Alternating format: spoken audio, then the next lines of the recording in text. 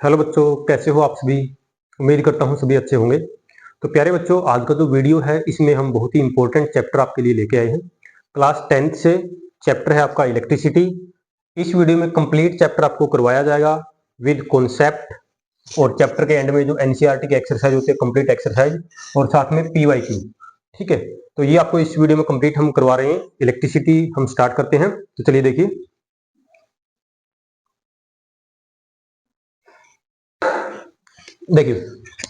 One shot video होगा। Start करेंगे। सबसे पहले देखो हमने क्या पढ़ना है, यहाँ पे कहां से हम स्टार्ट करेंगे। सबसे पहले हम यहाँ पे देखो, जैसे मैंने लिखा है कॉन्सेप्ट हम क्लियर करेंगे अपने, यानी कि चैप्टर के एक बार हम पढ़ेंगे, important definitions, important concept, formulas वगैरह वो डिस्कस करेंगे। उसके बाद फिर एक्सरसाइज के क्वेश्चन हम करेंगे और साथ में आपके पीवाईक्यू होंगे। नोट्स यहाँ पे मैं आपको एक बार शो करूंगा, नोट्स के थ्रू हम पढ़ेंगे और उनके बीच में ही जो है क्वेश्चन है, साथ में वो क्वेश्चन भी हम करेंगे। और वो नोट्स आपको फ्रीली अवेलेबल हैं हमारे टेलीग्राम चैनल पे। उसका लिंक आपको इस वीडियो के डिस्क्रिप्शन में मिल जाएगा। तो चलिए हम स्टार्ट करते हैं चैप्टर इलेक्ट्रिसिटी। देखिए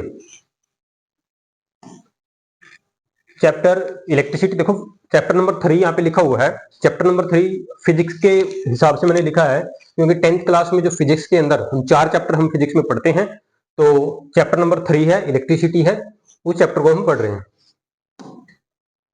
एक मिनट रुकिए। देखिए भाई, चैप्टर नंबर 3 है और चैप्टर नंबर 3 के अंदर हम पढ़ रहे हैं, यहाँ पे इलेक्ट्रिसिटी हम डिस्कस कर रहे हैं। तो सबसे पहले इलेक्ट्रिसिटी डिफाइन करेंगे। व्हाट इज इलेक्ट्रिसिटी, इलेक्ट्रिसिटी क्या होती है। आप देखो, इलेक्ट्रिसिटी हम हर कोई इलेक्ट्रिसिटी को यूज करता है। विदाउट इलेक्ट्रिसिटी तो हम देखो यहाँ पे बोर्ड पे टीच कर रहे हैं तो हम ये भी नहीं कर पाते। तो electricity is very important part of our life. Day to day life में हर जगह हम इलेक्ट्रिसिटी का यूज कर रहे हैं। तो इलेक्ट्रिसिटी जो है किस चीज से बनती है। चार्ज जब फ्लो करता है किसी भी कंडक्टर के अंदर, तो तभी इलेक्ट्रिसिटी होती है, तभी वहां पे इलेक्ट्रिक करंट होता है। तो इसलिए सबसे पहले देखो डेफिनेशन हम यहाँ पे किसकी बन जाएगी, इलेक्ट्रिक चार्ज कि इलेक्ट्रिक चार्ज क्या होता है।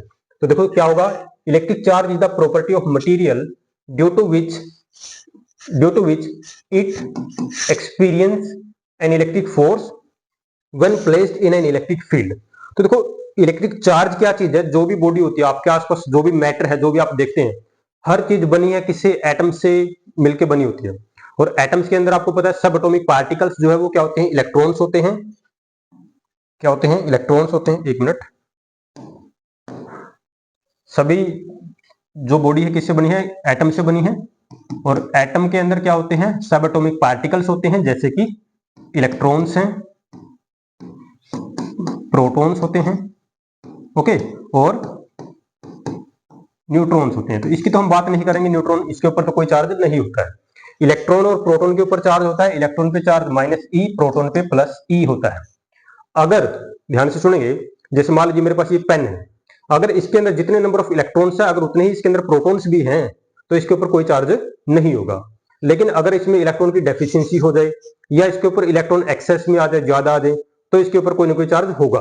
तो वही देखो यहाँ पे शो किया बताया हुआ है कि इलेक्ट्रिक चार्ज जो है ये क्या है, ये मटेरियल की प्रॉपर्टी है, जिसकी वजह से उसके ऊपर इलेक्ट्रिक फोर्स लग सकता है, उसके आसपास इलेक्ट्रिक फील्ड बन सकता है। अब मान लीजिए कोई भी यहाँ पे कोई ऑब्जेक्ट है, एनी ऑब्जेक्ट ए, अगर इसके अंदर नंबर ऑफ इलेक्ट्रॉन्स और नंबर ऑफ प्रोटॉन्स बराबर है तो इसके ऊपर कोई चार्ज नहीं होगा। लेकिन अगर मैं बाय सम मींस, बाय सम मेथड इसमें से कुछ इलेक्ट्रॉन निकाल लेता हूं, तो इसके ऊपर पॉजिटिव चार्ज आ जाएगा। इसके ऊपर कुछ इलेक्ट्रॉन ऐड कर देता हूं तो इस पर नेगेटिव चार्ज आ जाएगा, ठीक है ना। और अगर इसके ऊपर चार्ज आ गया, मान लीजिए इसके ऊपर पॉजिटिव चार्ज आ गया या नेगेटिव चार्ज आ गया, तभी इसके ऊपर इलेक्ट्रिक फोर्स लगेगा, अदरवाइज इसके ऊपर कोई भी इलेक्ट्रिक फोर्स नहीं लगेगा, ठीक है ना। ये है इसकी डेफिनेशन। बेसिक प्रॉपर्टी देखो आगे लिखा है, बेसिक प्रॉपर्टी होती है मैटर की, ठीक है। चलिए आगे चलेंगे। आगे है इलेक्ट्रिक चार्ज के टाइप।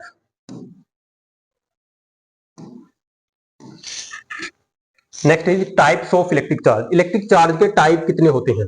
तो इलेक्ट्रिक चार्ज के जो टाइप्स हैं, अगर मैं उनकी बात करूं, तो आपको पता है दो टाइप होते हैं इलेक्ट्रिक चार्ज के। एक होता है आपका पॉजिटिव चार्ज और एक होता है आपका negative charge. Positive charge means क्या है, a body having deficiency of electrons. जब किसी बॉडी के पास इलेक्ट्रॉन्स की डेफिशिएंसी हो जाएगी, कमी हो जाएगी वहां पे, तो क्या हो जाएगा बॉडी पे, कौन सा चार्ज आएगा, पॉजिटिव। नेगेटिव चार्ज बॉडी पे कब आएगा, जब उसके पास इलेक्ट्रॉन्स ज्यादा होंगे। यानी कि देखो आपने एक चीज हमेशा याद रखनी है, कोई भी ऑब्जेक्ट है, कोई भी बॉडी है, उसके अंदर अगर नंबर ऑफ इलेक्ट्रॉन्स और नंबर ऑफ प्रोटॉन्स अगर ये बराबर होते हैं, अगर ये बैलेंस बना रहता है, तो बॉडी के ऊपर कोई भी चार्ज नहीं होगा। तो लिख देता हूं यहां पे नो चार्ज, कोई भी चार्ज हमको यहाँ पे देखने को नहीं मिलेगा। लेकिन अगर बॉडी के अंदर नंबर ऑफ इलेक्ट्रॉन्स ज्यादा हो गए नंबर ऑफ प्रोटॉन से, या फिर नंबर ऑफ इलेक्ट्रॉन्स कम हो गए नंबर ऑफ प्रोटॉन से, इन दोनों केस में बॉडी के ऊपर चार्ज होगा। ठीक है, तो चार्ज दो टाइप का होगा, एक पॉजिटिव चार्ज होता है, एक नेगेटिव चार्ज होता है। पॉजिटिव आप समझ जाएंगे, अगर किसी बॉडी के ऊपर पॉजिटिव चार्ज है तो आप समझ जाएंगे वहां पर इलेक्ट्रॉन्स की कमी हो गई है। इलेक्ट्रॉन्स की कमी होगी तो पॉजिटिव हो गया, अगर वहां पे इलेक्ट्रॉन ज्यादा आ गए तो नेगेटिव चार्ज आ गया, क्योंकि आपको पता है इलेक्ट्रॉन के ऊपर क्या होता है, नेगेटिव चार्ज होता है। तो अगर इलेक्ट्रॉन की संख्या ज्यादा होगी तो बॉडी के ऊपर वो नेगेटिव चार्ज बढ़ा देगा। ठीक है, next properties of electric charge. Electric charge की प्रॉपर्टी क्या होती है, देखो सबसे पहली प्रॉपर्टी पढ़िए, लाइक चार्ज क्या करते हैं, रिपेल करते हैं, है ना। पॉजिटिव चार्ज है, इधर भी पॉजिटिव चार्ज है, एक दूसरे को रिपेल करेंगे। अनलाइक चार्ज क्या करेंगे, अट्रैक्ट करेंगे, यानी कि इधर पॉजिटिव चार्ज है इधर नेगेटिव चार्ज है, ये एक दूसरे को अट्रैक्ट करेंगे, खींचेंगे। ओके, आगे चलेंगे।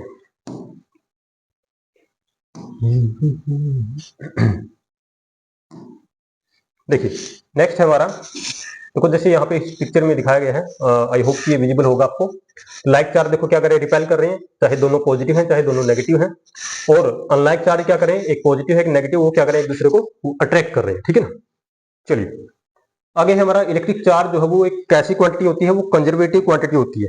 इसके बारे में देखो थोड़ा बात कर लेते हैं, थोड़ा आपको बता देते हैं, एक मिनट रुकिएगा। इलेक्ट्रिक चार्ज, ओके देखिए बेटा, इलेक्ट्रिक चार्ज कैसी क्वांटिटी है, कंजर्वेटिव क्वांटिटी होती है। बेसिकली कंजर्वेटिव क्वांटिटी के बारे में आप डिटेल में पढ़ोगे 11th क्लास में, 12th क्लास में, हायर क्लास में आप पढ़ोगे थोड़ा सा, यानी कि आपके नेक्स्ट वाले क्लास में पढ़ोगे कंजर्वेटिव क्वांटिटी। फिजिक्स के अंदर कुछ क्वांटिटी जो है वो कंजर्वेटिव होती है, जैसे एनर्जी है, जैसे चार्ज है, जैसे लीनियर मोमेंटम है, जैसे एंगुलर मोमेंटम है, ये क्वांटिटी कंजर्वेटिव होती है। तो इलेक्ट्रिक चार्ज भी क्या है, कंजर्वेटिव क्वांटिटी है। What it means, what you mean by conservative quantity. Conservative quantity का मतलब है कि चार्ज को हम खत्म नहीं कर सकते, ना चार्ज को हम बना सकते हैं, चार्ज को सिर्फ ट्रांसफर किया जा सकता है एक बॉडी से दूसरी बॉडी में। ठीक है ना, जैसे मान लीजिए अगर मैं एक एग्जांपल लेता हूं, आपके पास जैसे एक ग्लास रोड है कोई भी इस तरह से, और आपके पास एक सिल्क क्लॉथ है, एक कपड़ा है, ये ग्लास रोड है, ग्लास रोड, और ये है सिल्क क्लॉथ।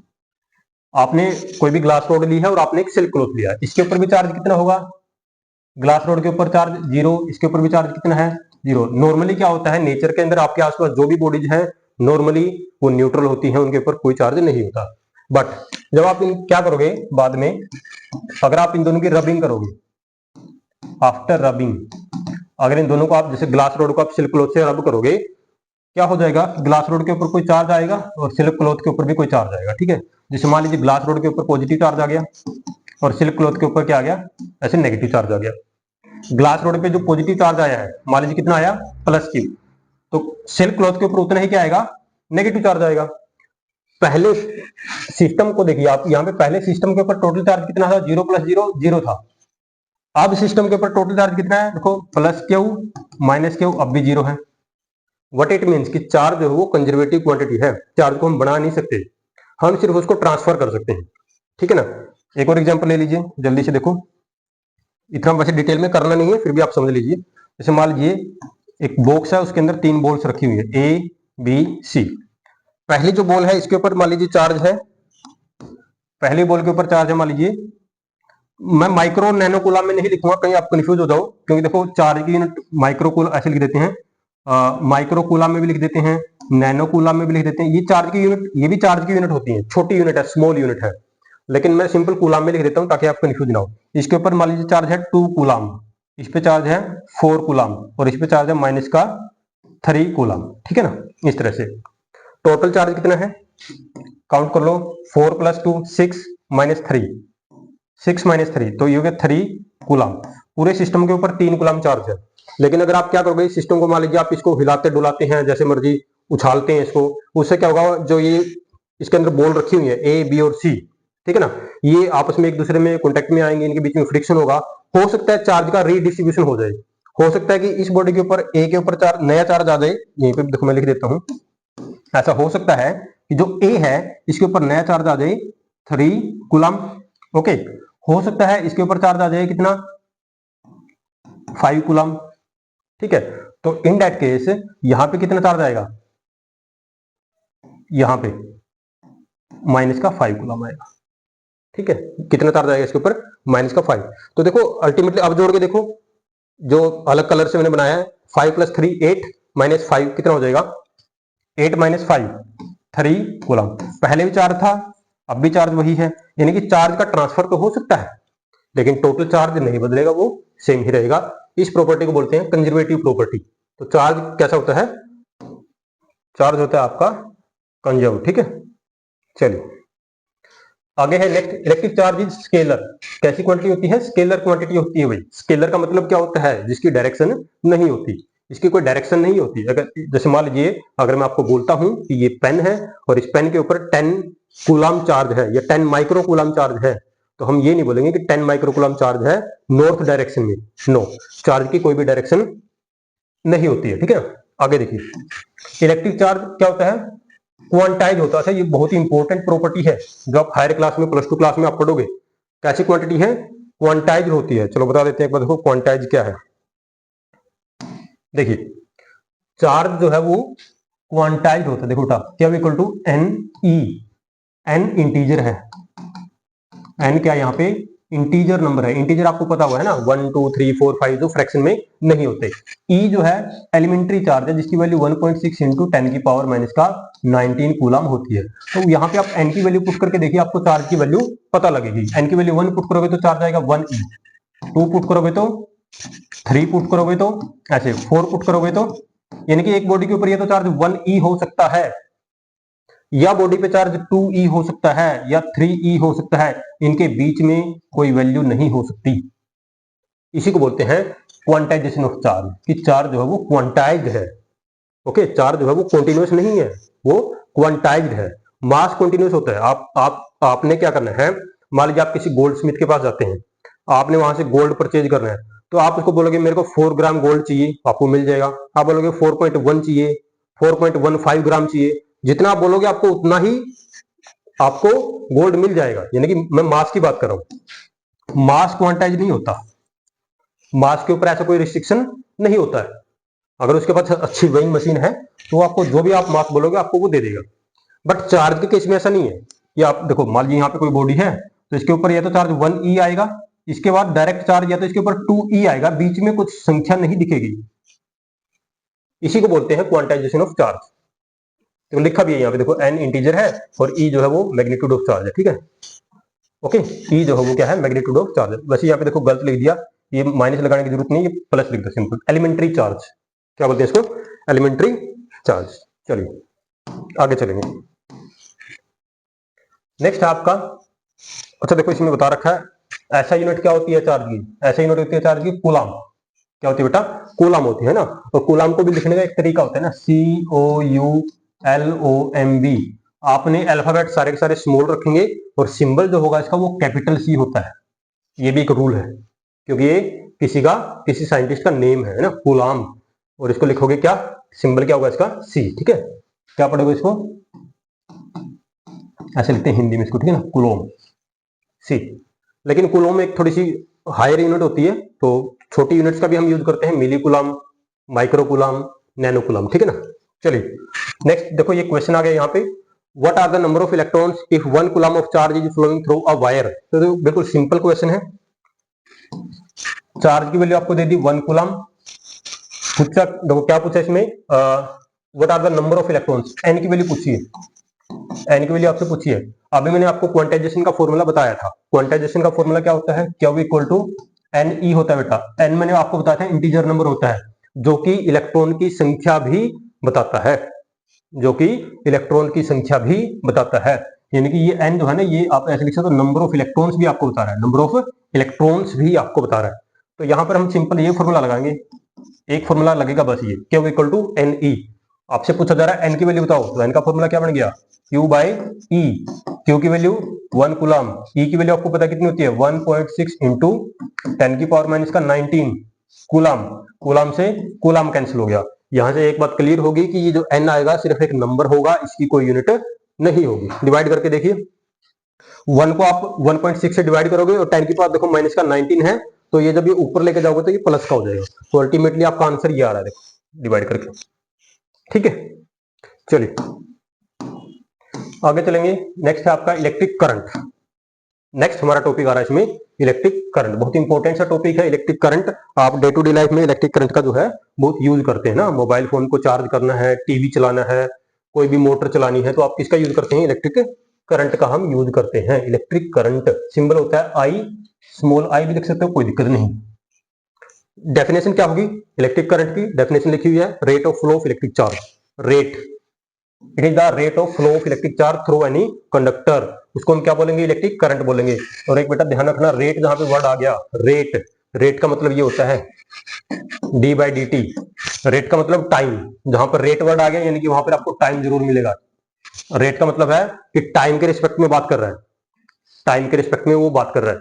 ओके, तो डी बाई डी टी, अब ये डिफरेंशिएशन में आता है। आप इसको भी आप 11वीं क्लास में पढ़ोगे। तो कई बार हम सिंपली 10वीं क्लास के बच्चों को समझाने के लिए लिख देते हैं कि करंट जो होता है वो बेटा चार्ज बाय टाइम ऐसे होता है। बट ये प्रॉपर डेफिनेशन ये नहीं है। प्रॉपरली हम ऐसे लिखेंगे D Q by D T, ऐसे लिखा जाएगा proper. Rate, rate of flow of charge through any conductor. Okay, उसको हम क्या बोलते हैं?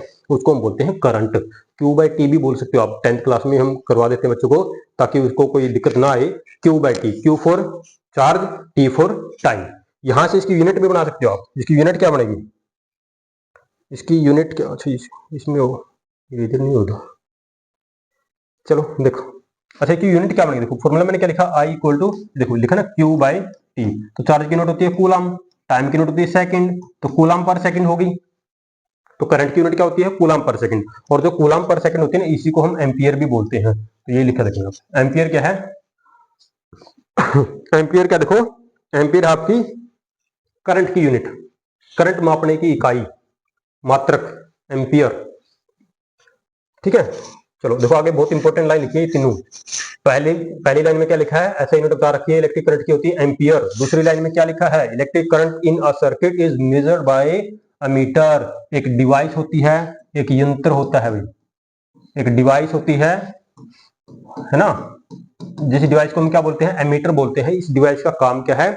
इस डिवाइस का काम होता है किसी भी सर्किट के अंदर, किसी भी परिपथ के अंदर करंट को मेजर करना कि कितना करंट फ्लो कर रहा है। आपने डे टू डे लाइफ में एमीटर जरूर देखा होगा, किसी ने नहीं देखा है तो देख लेना अपने आसपास, अपने से बड़ों की हेल्प ले लेना।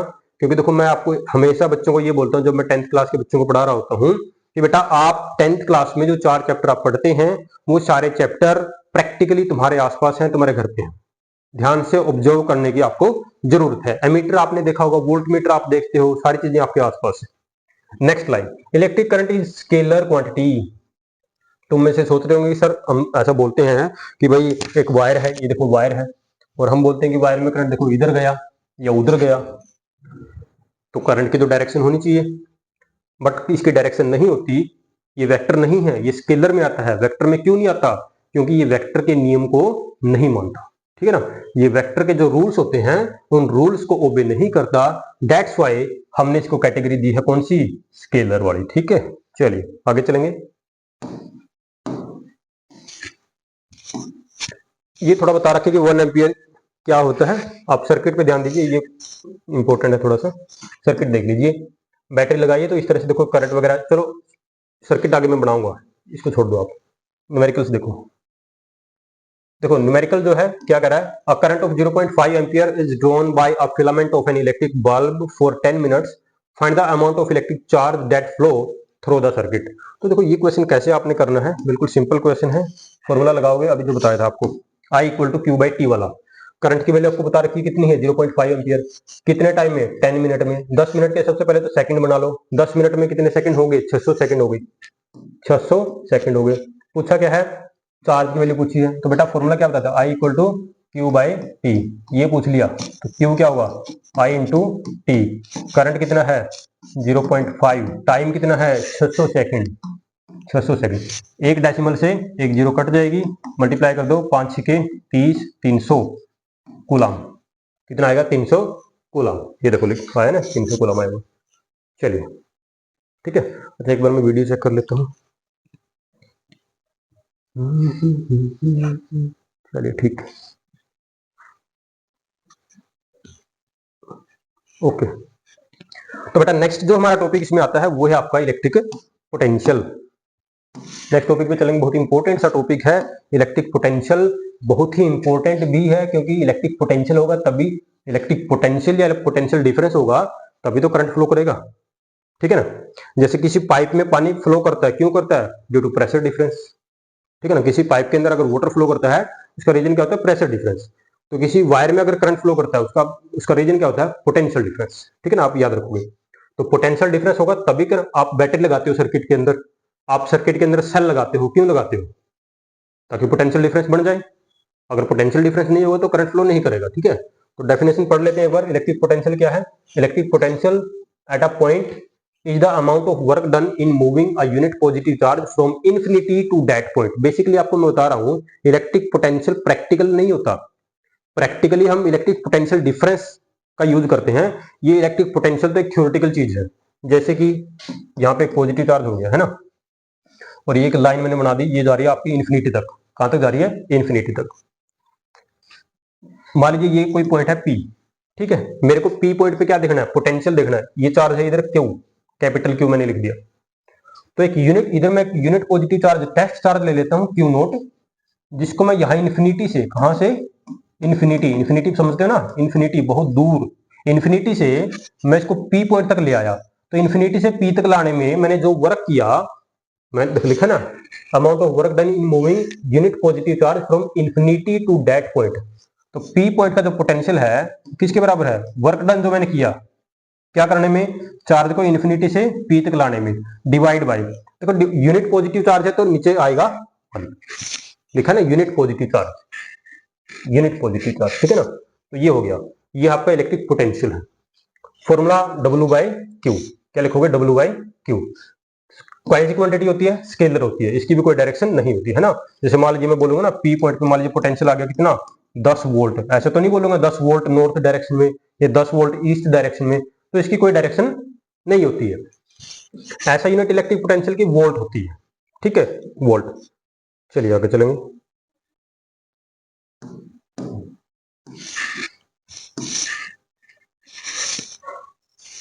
आगे देखो पोटेंशियल डिफरेंस।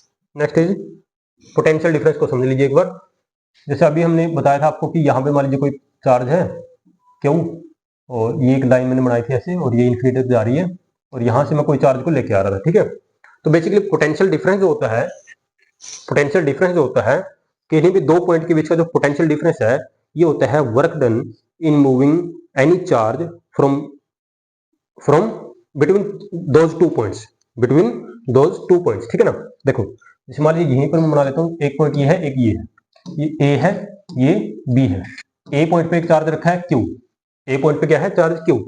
इस चार्ज क्यू को ए से बी तक लाने में मैंने जो वर्क किया वही क्या होगा हमारा? वही होगा हमारा पोटेंशियल डिफरेंस। लिखा है ना, potential difference between two point is the amount of work done in moving unit positive charge from one point two other, from one point two other, ठीक है। तो यानी कि फॉर्मूला देखो इसका भी वही बनेगा, पोटेंशियल डिफरेंस डेल्टा भी लिख देते हैं, क्या होगा? Work done divided by charge. Formula तो वही होगा, W बाय क्यू ही लिखेंगे इसमें, ठीक है ना। तो ये होता है। पोटेंशियल डिफरेंस को भी किस में मेजर करेंगे? वोल्ट में मेजर करेंगे, और मेजर करने वाली डिवाइस का नाम क्या होगा? यंत्र का नाम क्या होगा? वोल्टमीटर होगा, ठीक है। पोटेंशियल डिफरेंस को कैसे मेजर करते हैं? With the help of voltmeter, ठीक है। आगे आएंगे हम, सर्किट बनाएंगे, सर्किट में आपको बताएंगे कैसे वोल्टमीटर को जोड़ा जाता है किसी भी सर्किट के अंदर, ठीक है। तो ये है भाई, ये हमने पढ़ लिया यहाँ पे किसके बारे में? पोटेंशियल डिफरेंस के बारे में, है ना। पोटेंशियल डिफरेंस की देखो, कोई भी वायर होती है ना, जैसे आप घरों में आपकी सप्लाई आ रही है, आपने देखा होगा, तो उसके अंदर आप देखना कि कम से कम 2 वायर तो होती है। कभी सिंगल वायर से सप्लाई आती है घर में? नहीं आती। सिंगल वायर से क्यों नहीं आती? क्योंकि हमको हमेशा किसी भी सर्किट में अगर आपको सप्लाई चाहिए, किसी भी सर्किट में अगर आपको करंट फ्लो करवाना होता है, so there must be some potential difference, there must be some potential difference. हमारे घरों में जो सप्लाई आ रही है वो 220 वोल्ट के अल्टरनेटिंग पोटेंशियल डिफरेंस पे आ रही है। तो पोटेंशियल डिफरेंस होता है कितना? होता है 220 वोल्ट का। चलिए आगे हम चलेंगे। नेक्स्ट हमारा है, इसमें कुछ क्वेश्चन है, देखो यहाँ पे न्यूमेरिकल है। How much work is done, पढ़िए इसको एक बार। How much work is done in moving a charge of 2 coulomb across 2 points having potential difference 12 volt. देखो बड़ा आसान सा क्वेश्चन है, फॉर्मूला वही लगेगा, आपको बताया था। V क्या होता है हमारा? सिंपल फॉर्मूला W बाय क्यों? जो पूछा है, क्या पूछा है? वर्क पूछा है, तो वर्क का फॉर्मूला यहाँ से क्या बन जाएगा? W equal to V into क्या? देख लीजिए आप, V की वैल्यू लिखी हुई है 12 वोल्ट लिखी है, ओके, और ठीक है, चार्ज कितना लिखा हुआ है? 2 कूलम लिखा हुआ है, मल्टीप्लाई कर दो 24 आ जाएगा, ठीक है, 24 जूल आ जाएगा, ठीक है। तो देखो एक चीज आपको मैं बता देता हूँ, बेसिकली ये फॉर्मूला एग्जैक्ट फॉर्मूला ये नहीं होता है, एग्जैक्ट फॉर्मूला तो ये होता है आपका V equal to W equal to q into delta V लिखते हैं। बट अगेन वही कि 10th क्लास में बच्चों को हम सोचते हैं कि भाई कंफ्यूज ना हो बच्चे, सिंपल सा फॉर्मूला लिख देते हैं V इंटू क्यू, ठीक है। तो W का फॉर्मूला क्या हो? Charge into delta V। Delta V क्या है? चेंज इन पोटेंशियल, दो पॉइंट के बीच का पोटेंशियल लिखा है ना, पोटेंशियल डिफरेंस लिखा है 12, तो ये डेल्टा V कितना है? 12 है। तो क्यू की वैल्यू कितनी है? 2 इंटू 12 मल्टीप्लाई करोगे तो सिंपल आपका आंसर ये है। आगे चलेंगे, नेक्स्ट हमारा इसमें आएगा difference between ammeter and voltmeter. अच्छा थोड़ा देखो, ये जो है ना, आप एक बार देख लो, ये सर्किट है, इंपॉर्टेंट सर्किट है, ध्यान से देखिए। यहाँ पे देखो मैंने बैटरी लगा रखी है, नेगेटिव टर्मिनल है बैटरी का, ये पॉजिटिव टर्मिनल होता है, ठीक है। इधर एक वोल्टमीटर लगाया है, एक एमीटर लगाया। वोल्टमीटर का काम है पोटेंशियल डिफरेंस को मापना, एमीटर का काम है करंट को मापना सर्किट में। याद रखोगे वोल्टमीटर हमेशा पैरेलल में ही लगेगा, वोल्टमीटर हमेशा पैरेलल में लगेगा, एमीटर हमेशा सीरीज में लगेगा। इसके भी रीजन होते हैं कि इसको सीरीज में क्यों लगाया। देखो अगर वोल्टमीटर की जगह मैं एमीटर को लगा देता, बेसिकली वोल्टमीटर सॉरी जो एमीटर आपको दिखाई दे रहा है, एमीटर का काम क्या होता है? एमीटर का काम होता है सर्किट के अंदर करंट को मेजर करना कि सर्किट में कितना करंट फ्लो कर रहा है। तो देखिए बैटरी का पॉजिटिव टर्मिनल नेगेटिव, करंट ऐसे फ्लो करेगा, पॉजिटिव से नेगेटिव जाता है ना, ऐसे फ्लो करेगा। मान लीजिए सर्किट में करंट फ्लो कर रहा है आपका आई, ठीक है। अगर मैं इस एमीटर को उठा के यहाँ पे लगा देता जहां पर वोल्टमीटर लगा हुआ, तो क्या होता? तो देखो जैसे करंट यहाँ पे ऐसे आ रहा होता, अब ये करंट यहाँ पे जंक्शन आ गया, तो यहाँ पे करंट बंटेगा, कुछ करंट इधर से जाएगा और कुछ करंट इधर से चला जाता। अगर यहाँ पे एमीटर लगा होता तो फिर वो सिर्फ इस करंट को ही मेजर करता, इसको मेजर नहीं करता, तो वहां पर आपको एग्जैक्ट वैल्यू नहीं मिलती करंट की। तो इसलिए एमीटर हमेशा सीरीज में दिखाई देगा ताकि पूरा का पूरा सर्किट का करंट मेजर कर पाए, और वोल्ट मीटर आपको वहां पर मिलेगा जिस भी कंपोनेंट के अक्रॉस आपको पोटेंशियल ड्रॉप चेक करना है। मेरे को ये रजिस्टर लगा हुआ है, इसके अक्रॉस मेरे को देखना है कितना पोटेंशियल ड्रॉप हो रहा है, तो मैं क्या करूंगा कि वोल्ट मीटर होगा, वोल्ट मीटर के अंदर ऐसे दो वायर होती हैं, एक को यहाँ पे लगा दूंगा और दूसरे को यहाँ पे लगा दूंगा, तो इसके अक्रॉस जो पोटेंशियल ड्रॉप होगा वो मेरे को मेजर करके दे देगा, ठीक है ना। तो ये आपने याद रखना है। आगे देखो ये एमीटर और वोल्ट मीटर में थोड़ा सा कंपेरिजन कर रखा है, पता नहीं आपको ये क्लियरली विजिबल है कि नहीं है, ठीक है, थोड़ा सा फॉन्ट इसका छोटा है, ओके, हाँ देख लीजिए एक बार, ठीक है। एमीटर और वोल्ट मीटर है। देखो एमीटर क्या लिखा है? It is a current measuring device. Ammeter क्या होती है? करंट को मेजर करने वाली डिवाइस होती है। वोल्ट मीटर क्या है? It is voltage measuring device, voltage को मेजर करने वाली डिवाइस होती है। एमीटर हमेशा सीरीज में जोड़ा जाएगा, वोल्ट मीटर हमेशा पैरेलल में जोड़ा जाएगा, ठीक है। एमीटर का रेजिस्टेंस क्या होता है? बहुत स्मॉल होता है, और जो वोल्ट मीटर है उसका रेजिस्टेंस क्या होता है? हाई होता है, ठीक है। ये भी आपको इंपॉर्टेंट है, याद रखना। आगे चलेंगे, नेक्स्ट देखो ये आपके ना एनसीईआरटी की बुक के अंदर इस तरह की टेबल आपको मिल जाएगी, सेम टेबल मैंने वहीं से लिया ये। इसके अंदर देखो इलेक्ट्रिकल कंपोनेंट इधर लिखे हुए हैं और उनके सिंबल इधर बनाए हुए हैं। ये सिंबल भी आपको पता होने चाहिए, क्योंकि इलेक्ट्रिकल सर्किट मान लीजिए पेपर में आ गया और वहां पर ये सिंबल आपको देखेंगे तो आपको कुछ समझ में नहीं आएगा। सबसे पहले देखो इलेक्ट्रिक सेल, ये सिंबल सेल का होता है, सिंपल है सिंबल है सेल का, ऐसे बना दो, एक बड़ी लाइन एक छोटी लाइन। बड़ी लाइन पॉजिटिव पोटेंशियल को बताएगी, छोटी लाइन नेगेटिव पोटेंशियल को यानी कि नेगेटिव टर्मिनल को बताएगी। बैटरी, सेल के मिलने से ही बैटरी बनती है, तो एक से ज्यादा सेल लगा दिए, 3 सेल लगा दिए, बैटरी बन जाएगी। ये है स्विच का सिंबल, प्लग की बोलो या स्विच बोलो, इसको की बोलो या फिर इसको स्विच बोलो। आपके घरों में लगे होंगे स्विच बटन, ओके, जैसे लाइट ऑन करनी आप बटन दबाते हैं ना स्विच, तो वही है उसका सिंबल है। लेकिन अगर बीच में ऐसे डॉट नहीं लगा ना, अगर ये ऐसे है ऐसे, तो इसका मतलब क्या है? ये ओपन की है, स्विच ऑफ है, ओपन की है। और अगर बीच में डॉट लगा दिया तो ये स्विच हो गया आपका क्लोज, बटन आपने दबा दिया, स्विच को ऑन कर दिया तो सर्किट में करंट फ्लो करना स्टार्ट कर देता है, ठीक है। इसको आप ऐसे भी देख सकते हैं, अगर स्विच ऐसे है ना तो इसका मतलब क्या? ब्रोकन वायर, क्या बोलोगे इसको? ब्रोकन वायर, वायर टूटा हुआ है, तार टूटी हुई है, तो सर्किट में करंट नहीं जाएगा। और अगर इसके बीच में से डॉट लगा, सिंबल लगा दिया डॉट का, तो इसका मतलब क्या है? कनेक्टेड वायर, वायर जुड़ी हुई है, सर्किट में करंट जाएगा।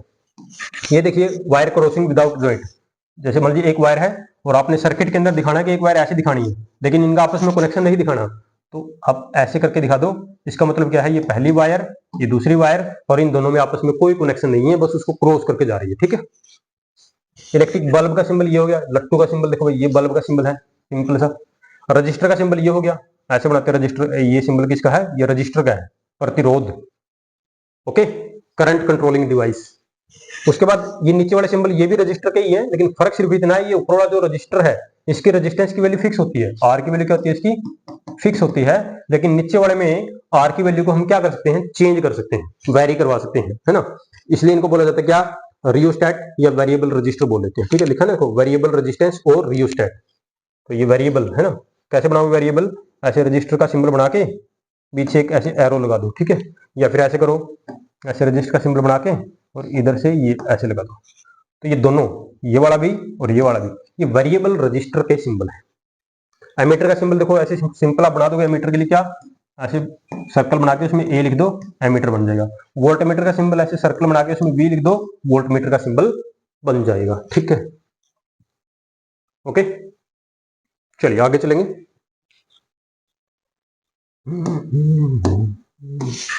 नेक्स्ट टॉपिक हमारा इसमें आता है Ohm's law, very important, Ohm's law.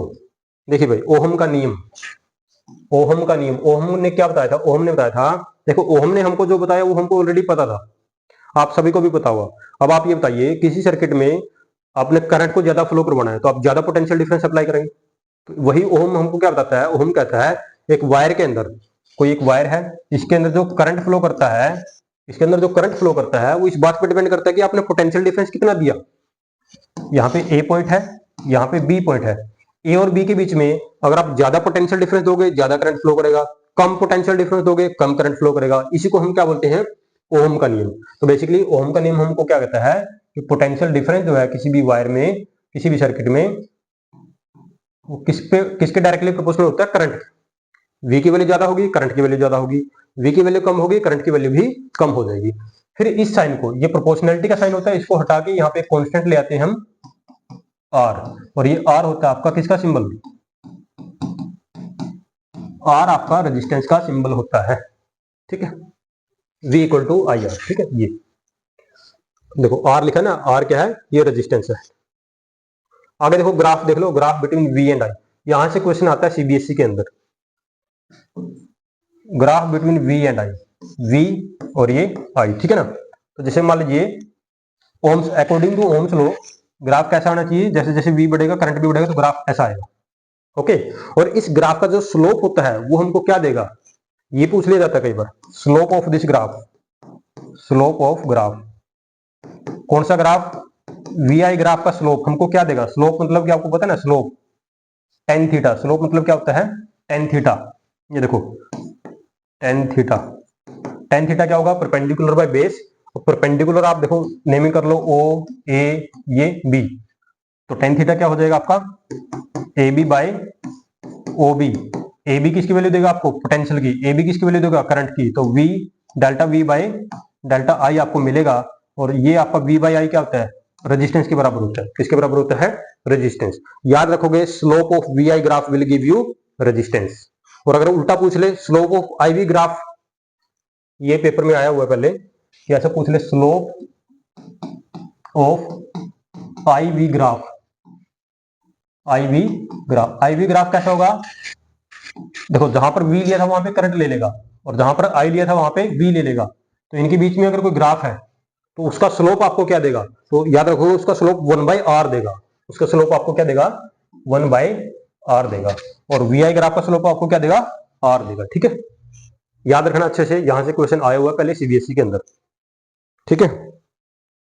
चलिए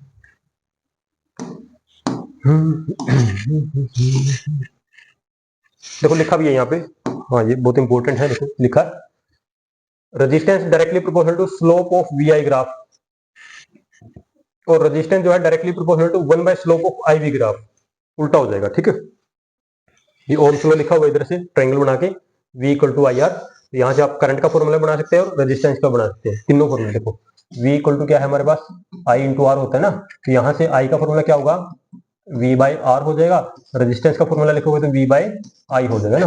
तीनों फॉर्मूले बहुत काम के हैं, न्यूमेरिकल में काम आते हैं। आगे देखिए रेजिस्टेंस लिखा हुआ है। रेजिस्टेंस, रेजिस्टेंस क्या है? अभी मैंने आपको एक कंपोनेंट बताया था, ये सिंबल किसका है? ये रजिस्टर का सिंबल है। रजिस्टर एक इलेक्ट्रॉनिक डिवाइस है, ध्यान से सुनेंगे। रजिस्टर क्या होता है बेटा? रजिस्टर एक इलेक्ट्रॉनिक, ये रजिस्टर है, रजिस्टर एक इलेक्ट्रॉनिक डिवाइस है।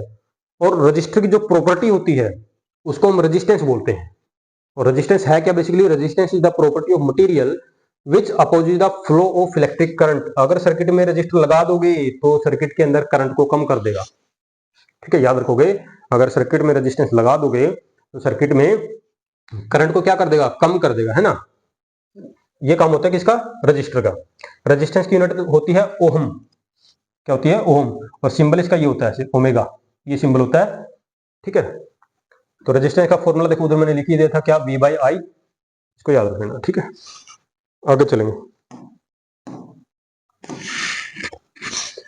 आगे बेटा, factors on which resistance of conductor depend. वो फैक्टर आपने बताने जिन पे किसी कंडक्टर का रेजिस्टेंस डिपेंड करेगा। ओके, चलिए देख लेते हैं एक बार जल्दी से इसको, ये भी बहुत इंपॉर्टेंट है। देखिए, जैसे मान लीजिए आपके पास कोई कंडक्टर है, इस तरह का कंडक्टर जो होते हैं, आप अपने आसपास कंडक्टर को देखो, नॉर्मली उनकी शेप सिलेंड्रिकल शेप ही होती है जो कंडक्टर्स आप यूज करते हैं, ठीक है ना। एल्यूमिनियम की वायर हो सकती है, कॉपर वायर हो सकती है, नॉर्मली सिलेंड्रिकल शेप उनकी होती है। तो मान लीजिए ये कोई वायर है, मान लीजिए ये कोई वायर है जिसकी लेंथ क्या है?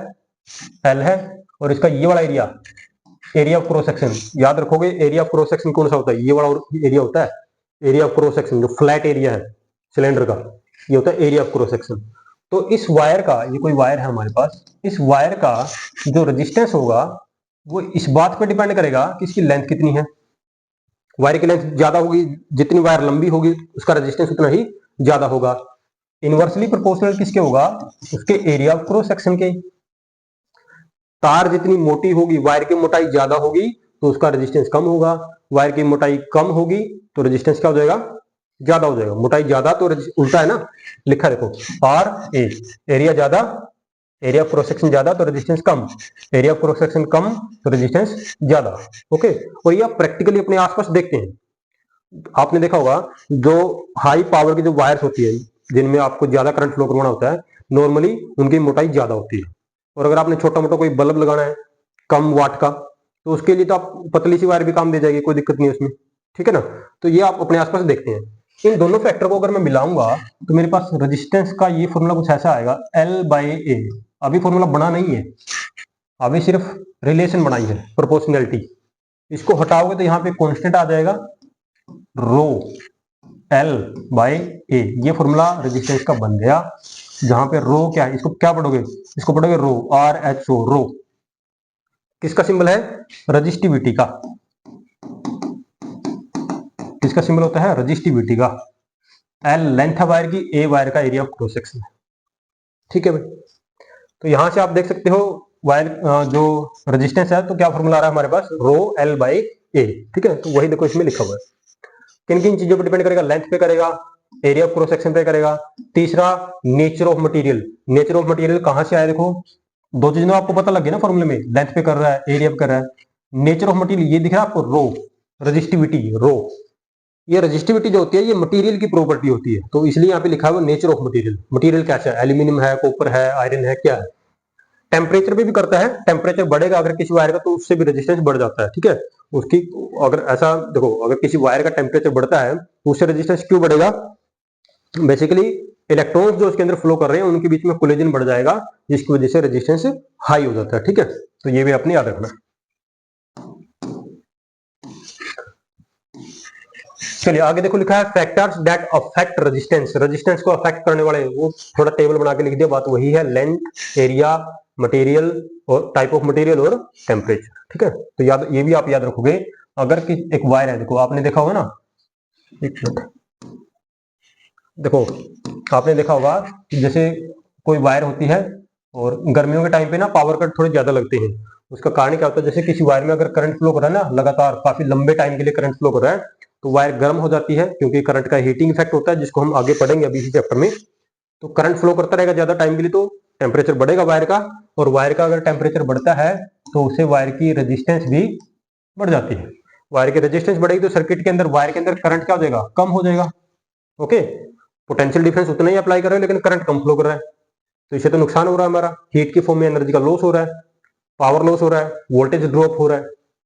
उससे बचने के लिए क्या करते हैं, फिर बीच बीच में पावर कट लगाए जाते हैं ताकि वायर थोड़ी ठंडी हो जाए और फिर से सप्लाई हम शुरू कर देते हैं। ठीक है, आगे चलेंगे। नेक्स्ट है हमारा रजिस्टिविटी के बारे में थोड़ा देखो बता रखा है यहाँ पे। रजिस्टिविटी देखो, फॉर्मूला मैंने क्या लिखा था, R equal to rho L by A, ये रजिस्टिविटी है। तो रजिस्टिविटी का फॉर्मूला यहां से क्या बनेगा, आर ए बाई एल बनेगा। ठीक है ना। अगर रजिस्टिविटी की एसआई यूनिट की बात करें, एसआई यूनिट क्या हो जाएगी, एसआई यूनिट आप बना सकते हैं फॉर्मूले से। यूनिट कैसे बनाएंगे, रेजिस्टेंस की यूनिट क्या होती है, ओहम। एरिया की क्या होती है, एरिया मीटर स्क्वायर। लेंथ की यूनिट क्या होती है, मीटर। मीटर से पावर कैंसिल हो जाएगी, तो रजिस्टिविटी की यूनिट क्या बनेगी, ओहम मीटर। ओहम मीटर किसकी यूनिट है, रजिस्टिविटी की यूनिट है। ठीक है, आगे चलेंगे।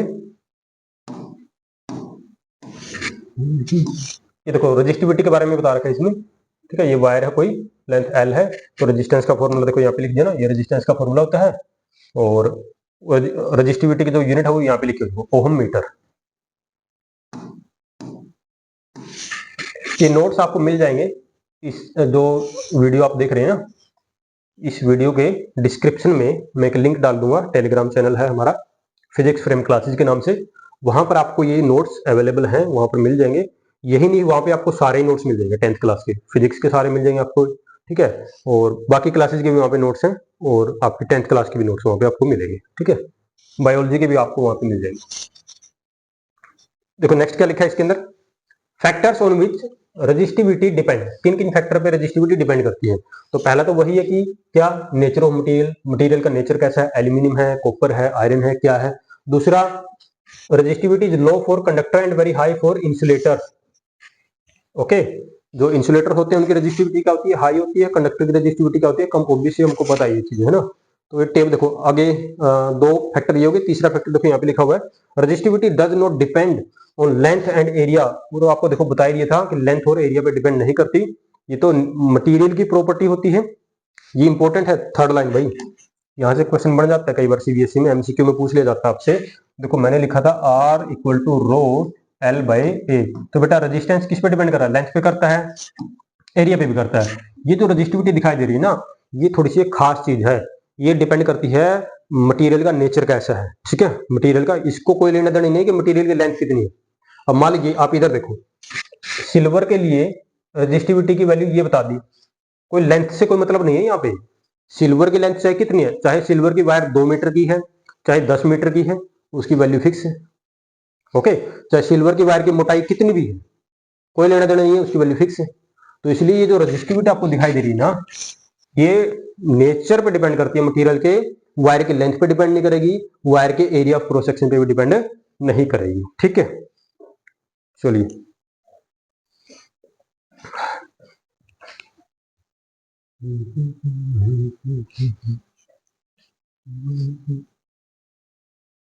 चलिए आगे चलेंगे। अब हम टेबल आप देख लीजिए एक बार, टेबल आप देख सकते हैं। टेबल के अंदर क्या लिखा है देखो, सिल्वर, कॉपर, एल्यूमिनियम यानी कि कंडक्टर है, कुछ एलॉय है। एलॉय आपको पता होगा, एक से ज्यादा मेटल्स को होमोजीनियसली हम क्या कर देते हैं, मिक्स कर देते हैं, मिला देते हैं, एलॉय बन जाते हैं। एलॉय क्यों बनाते हैं, कहाँ पे काम आते हैं, वो आगे इस चैप्टर में डिस्कस करने वाले हैं। इंसुलेटर्स है, ग्लास है, जैसे पेपर है, तो उनकी भी रजिस्टिविटी की वैल्यू यहाँ पे लिखी हुई है, तो आप इसको देख सकते हैं। ठीक है, चलो एक बार मैं जूम करके इसको देखता हूँ। ठीक है, तो ये आप देख सकते हैं, देखो आई थिंक अब आपको ये विजिबल हो जाएगा। ये चीज है, सिल्वर, कॉपर, एल्यूमिनियम है ना, अलग अलग टंगस्टन, अलग अलग कंडक्टर्स के लिए इसकी वैल्यू लिखी हुई है। तो आप देखो कंडक्टर के लिए इसकी वैल्यू काफी कम है, 10 की पावर -8 में जा रही है। इंसुलेटर के लिए इसकी वैल्यू काफी हाई होगी, 10 की पावर देखो 14 तक जा रही है, 10 की पावर 14, 10 की पावर 16, 10 की पावर 12। तो इंसुलेटर के लिए इसकी वैल्यू काफी हाई होती है, तभी तो उसकी रेजिस्टेंस की वैल्यू हाई होगी। और कंडक्टर के लिए वैल्यू काफी कम होती है। एलॉय के लिए वैल्यू थोड़ा सा मिडल में आ रही है, बीच में आ रही है। चलिए आगे चलेंगे। नेक्स्ट हमारा एलॉय। देखो एलॉय के बारे में भी आपको यहाँ पे बताया जाएगा, एलॉय क्या है, एलॉय के बारे में क्यों पढ़ रहे हैं? क्योंकि आपके घर में जो हीटर होगा ना, देखो हीटर अभी सर्दियां आ गई हैं, तो आप अपने घरों में जो हीटर का यूज कर रहे हैं, तो हीटर की जो वायर होती है ना, वो एक एलॉय है। देखिए एलॉय क्या है? होमोजेनियस मिक्सचर है किसका? दो या दो से ज्यादा मेटल्स का। एग्जाम्पल है कॉन्स्टेंटाइन, मैग्नीनियम और नाइक्रोम। ये क्या है? इसके कुछ एग्जाम्पल्स हैं। इनका हम यूज करते हैं, कहां पे यूज करते हैं? Alloy are use to make standard resistance coil, जैसे कि इलेक्ट्रिक आयरन। आपके घर में जो हीटर होता है, आपने देखा होगा हीटर है, हीटर की वायर बिल्कुल गर्म हो जाती है, लाल हो जाती है, उसका टेम्परेचर काफी बढ़ जाता है। इतना हाई टेम्परेचर होता है तब भी वो क्या होती है? आसानी से मेल्ट नहीं होती। क्यों नहीं होती? क्योंकि भाई वो एलॉय है, और एलॉय का मेल्टिंग पॉइंट जो है बाकी की वायर जो है उससे हाई है, तभी मेल्ट नहीं होती। टोस्टर है, उसकी वायर भी एक एलॉय है। इलेक्ट्रिक रोड है, उसकी वायर भी क्या है? एक एलॉय है। ठीक है ना? तो ये आपने इसको याद रखना है।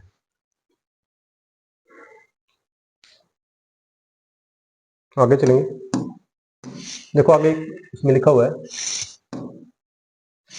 Why alloy are use to make electric iron and toaster. क्या कारण है? देखो ऑप्शन दे रखे हैं। They have high resistivity, alloy are weakly dependent on temperature, और एलॉय डू नॉट ऑक्सीडाइज। तो ये आंसर है। देखो एलॉय को हम क्यों यूज करते हैं इलेक्ट्रिक आयरन में, टोस्टर में?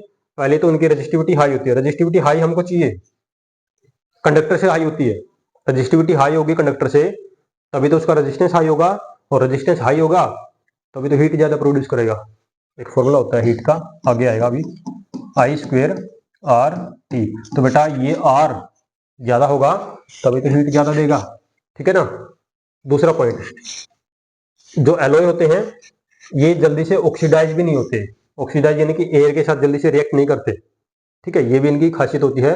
और एक और लिखा है इसमें, वीकली डिपेंडेंट ऑन टेम्परेचर, यानी कि इनकी प्रॉपर्टी जल्दी से चेंज नहीं होती टेम्परेचर के साथ। ये है एलॉय की प्रॉपर्टी। आगे चलेंगे, कुछ क्वेश्चंस हैं। क्वेश्चन क्या है? देखो लिखा हुआ है इसमें, a wire of given material having length 1 and area of cross section A has a resistance of 4, what would be the resistance of another wire of the same material having length this and area of cross section this, and what will be its new resistivity? देखो यहाँ पे ये जो question है ना, अब एक material आपको दे दिया कोई भी, ठीक है, कोई भी आपको मटेरियल दे दिया, किस चीज में चेंज कर रहा है? उसके एरिया में चेंज कर रहा है, उसकी लेंथ में चेंज कर रहा है। तो एरिया में चेंज करने से, लेंथ में चेंज करने से क्या रजिस्टिविटी में चेंज आएगा? आंसर है नो। ठीक है, नेक्स्ट है, नेक्स्ट ये भी देखो, ये भी क्वेश्चन है, ये भी क्वेश्चन है। ठीक है, क्वेश्चन है न्यूमेरिकल से। क्या लिखा है? The length of wire, colour को change, the length of wire, wire की लेंथ को डबल कर दिया, इसको पुल करके नया रेजिस्टेंस कितना होगा? फॉर्मूला क्या होता है? रो एल बाई ए। तो नया रेजिस्टेंस क्या आएगा? देखो रो में तो कोई चेंज नहीं आएगा, मटेरियल तो वही है।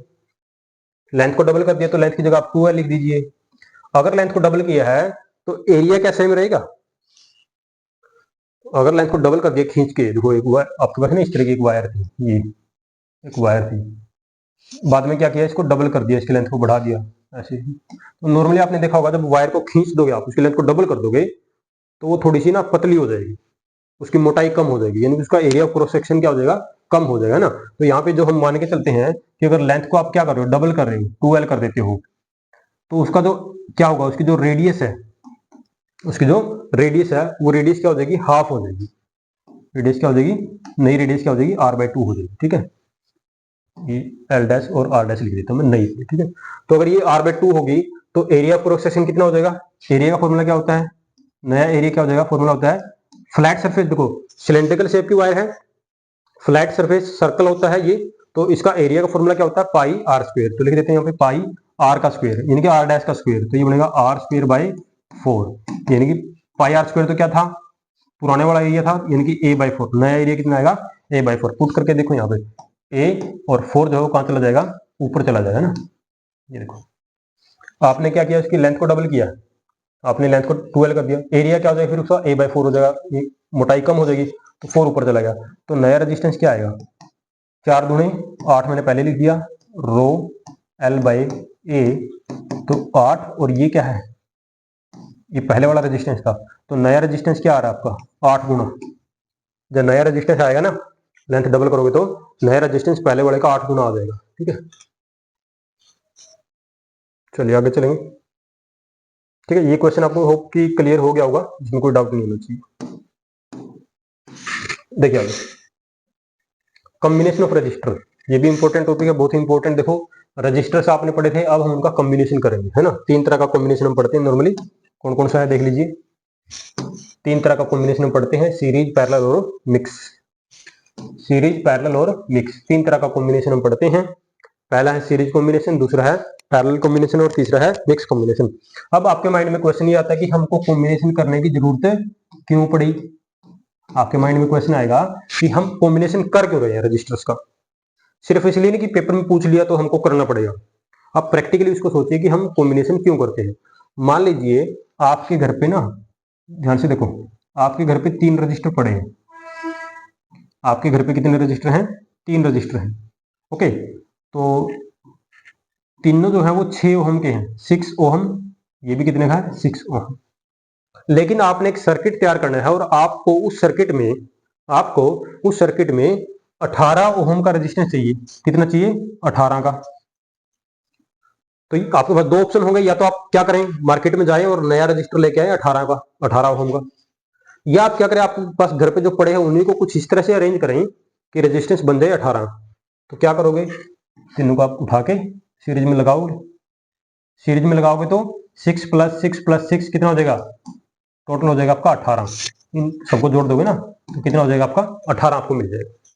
लेकिन कई ऐसा भी हो सकता है कि आपको मान लीजिए आपके घर पे तीन रजिस्टर थे, तीनों 6-6 के हैं, और आपको एक सर्किट तैयार करना है और आपको सर्किट का रेजिस्टेंस चाहिए कितना? 2 ओम। तो क्या करोगे, उसका भी हमारे पास इलाज है। तीनों रजिस्टर को उठाओगे और तीनों को ना क्या करोगे, पैरेलल में जोड़ दोगे। ये देखो ऐसे 6 6 और ये भी कितना? 6। ठीक है, तो 6 + 6 + 6 18 नहीं हो जाएगा कितना? 2। अब आप सोच रहे हो सर आप अलग तरीके से मैथ करवा रहे हैं।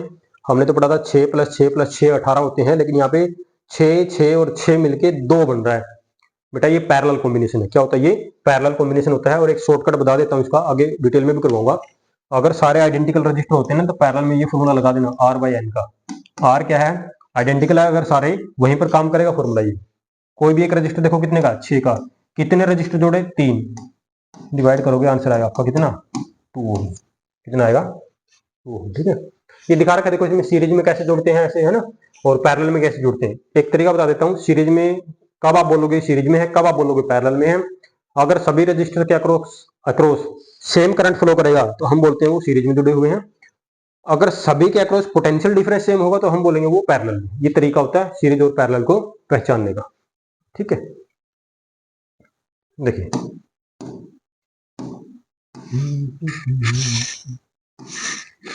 देखो, ये आप डायरेक्ट जो है ये फॉर्मूला देखो यहाँ पे लिखा हुआ है।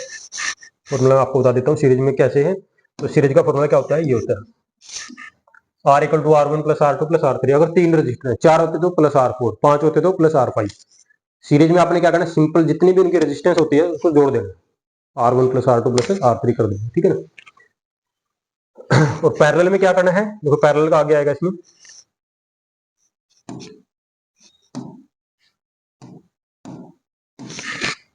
पैरेलल में क्या करना, अच्छा पैरेलल से पहले देखो क्वेश्चन आ गया, एक क्वेश्चन देख लो जल्दी से। ये क्वेश्चन देखो, अब इसमें देखो यहां से करंट जा रहा है, मान लीजिए कुछ भी करंट, हमको नहीं पता, आई करंट है। ठीक है, अब ये जो करंट जाएगा उसके पास एक ही रास्ता है, जितना करंट इसमें से जाएगा उतना ही यहां से जाएगा, उतने यहां से जाएगा, बीच में कोई लीकेज वगैरह तो नहीं है ना। सारा इसमें से जो करंट चला गया उसको आगे इसमें से जाना पड़ेगा, इसमें से जाना पड़ेगा। तीनों में से करंट सेम जा रहा है तो तीनों कैसे होंगे? सीरीज में। और सीरीज में क्या करना है आपने? सिंपल उनको बस जोड़ देना है। 8 और 5 कितने हो गए? 13। 13 + 12 कितने हो जाएंगे? 25। आंसर क्या आएगा आपका? 25। ठीक है, और देखो बैटरी भी दे रखी है यहाँ पे, वोल्टेज भी दे रखी है। ऐसे भी पूछ सकता है आपसे कि करंट भी बताओ, सर्किट में करंट कितना होगा। तो क्या करोगे, ओम्स लॉ आपको पता है, V = क्या होता है हमारे पास? I × R होता है। I का फॉर्मूला क्या होगा? V/R। V की वैल्यू कितनी है? 6, और R की वैल्यू कितनी है? 25। तो बस इसको डिवाइड कर लेना, देख लेना कितने, 0 पॉइंट कितने में जाएगा ये? 2, उसके बाद 4, 0.24 एम्पियर। ये आंसर आएगा अगर करंट पूछ लेता तो। अगर करंट पूछता तो ये आंसर आता। ठीक है,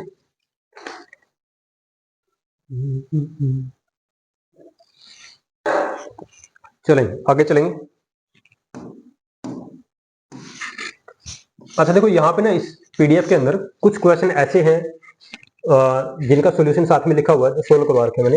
ये क्वेश्चन मैं नहीं करवाऊंगा, ये आपको पीडीएफ में देखने पड़ेंगे, पीडीएफ में देख लेना, वहीं से आप इसको देख लेना, ठीक है, क्योंकि सॉल्यूशन इसका लिखा हुआ है, तो इसको करवाने का कोई फायदा नहीं है अभी। नेक्स्ट है पैरेलल कॉम्बिनेशन। देखो पैरेलल कॉम्बिनेशन क्या होता है, लिखा हुआ डेफिनेशन एक बार पढ़ लो। The resistors are said to be connected in parallel if the same potential difference exist across each resistor. एक बार इधर देखेंगे आप, एक बार ध्यान से देखें थोड़ा सा, कि मान लीजिए ना मैंने यहाँ पे एक रजिस्टर लगाया, एक रजिस्टर मैंने यहाँ पे लगाया, फिर मैंने क्या किया, ऐसे दोनों को एक बैटरी से जोड़ दिया। यहाँ पे की लगा देता हूँ, देखिए की को क्लोज कर देते हैं। बैटरी है मान लीजिए कितने वोल्ट की, मान लीजिए 10 वोल्ट की बैटरी, कितने वोल्ट की बेटा, 10 वोल्ट की। ये रेजिस्टेंस की वैल्यू R1 और इसकी वैल्यू क्या है, R2। ये पॉइंट मान लीजिए A और ये पॉइंट मान लीजिए B। ध्यान से देखिए R1 के अक्रॉस पोटेंशियल डिफरेंस क्या है, R1 जो है ये वायर के थ्रू A और B से जुड़ा है, R2 भी वायर के थ्रू A और B से जुड़ा है, तो R1 के अक्रॉस भी पोटेंशियल डिफरेंस कितना होगा, 10 है ना, हाँ R1 के अक्रॉस भी कितना होगा, 10 वोल्ट होगा, और R2 के अक्रॉस भी कितना होगा, 10 वोल्ट होगा।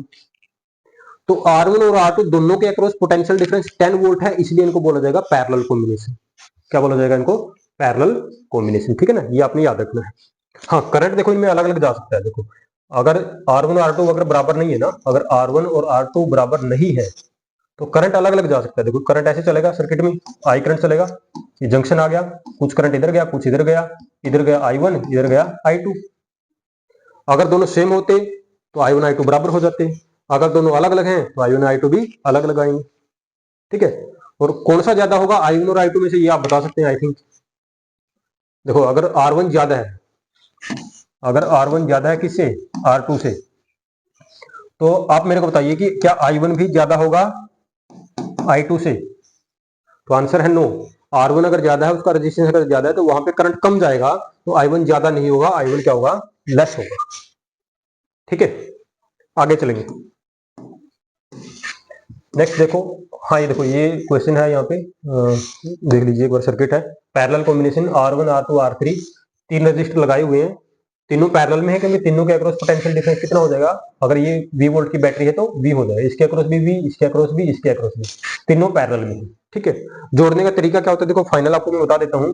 जब भी रजिस्टर पैरेलल में जुड़ते हैं तो आप ये फॉर्मूला लगाओगे, RP पैरेलल में 1/R1 plus 1/R2 plus 1/R3। so this is the formula. Parallel combination में आप ये फॉर्मूला अप्लाई करोगे।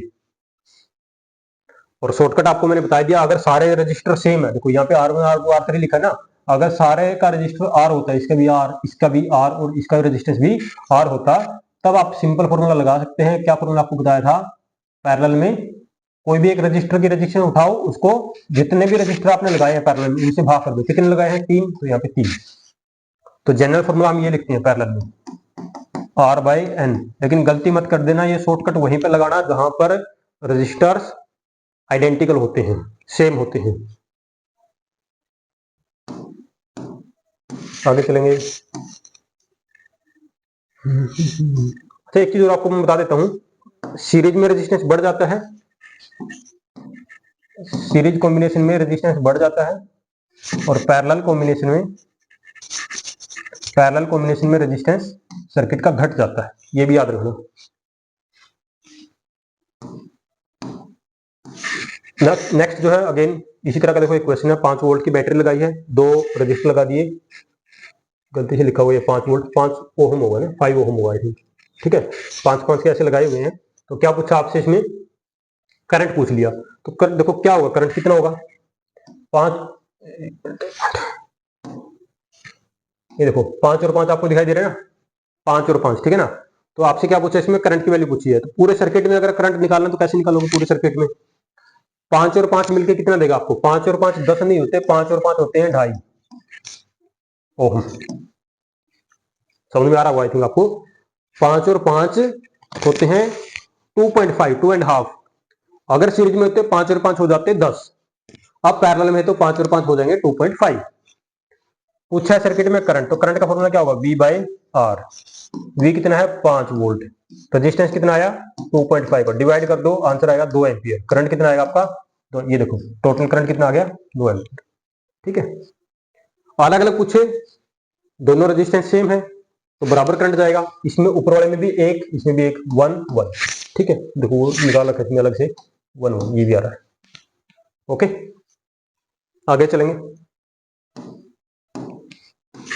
देखो नेक्स्ट भी इसी तरह का क्वेश्चन है, पैरेलल कॉम्बिनेशन पे, आप पीडीएफ में देख लेना। नेक्स्ट है हमारा मिक्स कॉम्बिनेशन। अब मिक्स कॉम्बिनेशन क्या है, देखिए मिक्स के बारे में बता देता हूँ थोड़ा सा एक बार आपको। मान लीजिए आपके पास ना, आपको कुछ रजिस्टर, आपके घर पे कुछ रजिस्टर पड़े हैं, जैसे अभी मैंने बताया था कि 3 रजिस्टर आपके पास थे। आपके पास 1 2 3 रजिस्टर आपके पास घर पे पड़े हैं। ये 6 ओम का है, ये भी 6 ओम का है, और ये भी कितने का, 6 का। आपने एक सर्किट तैयार करना है जिसका रेजिस्टेंस मान लीजिए हमको चाहिए, आपने एक सर्किट तैयार करना है जिसका रेजिस्टेंस मान लीजिए हमको चाहिए कितना, एक मिनट रुकिए।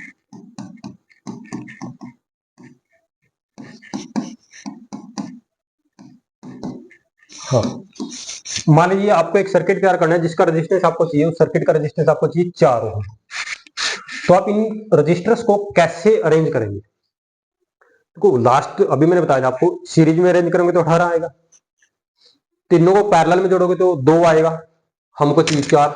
अब क्या करें, तो बेटा देखो यहां पे हम कर सकते हैं इनका मिक्स कॉम्बिनेशन। मिक्स यानी कि खिचड़ी बनानी आपने, है ना, मिक्स करना है इनको इस तरह से। ये देखो ये बना दिया, ये पॉइंट मान लीजिए ए, ये मान लीजिए पॉइंट बी, 6, ये भी 6, ये सारे कितने हैं, 6 ओम के। क्या करोगे, दोनों सीरीज वाले को जोड़ लो, 6 और 6 बन के ये तो हो गया आपका 12। अलग कलर से लिख देता हूँ, चलो मैं इसको, ये तो हो गया आपका ऊपर वाला कितना, 12 हो गया। ये तो विजिबल नहीं है, ये होगा ठीक, ये तो हो गया आपका 12, और ये 6 12 के साथ पैरेलल में है।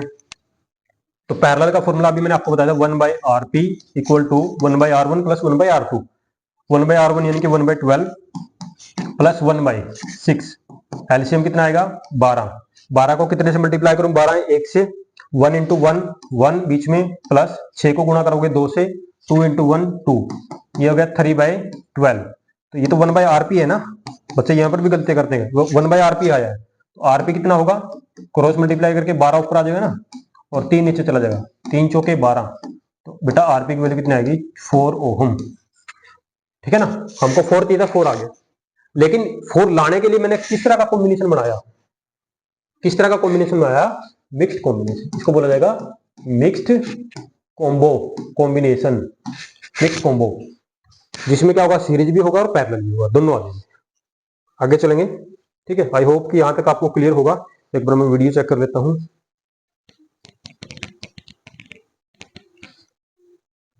ठीक है,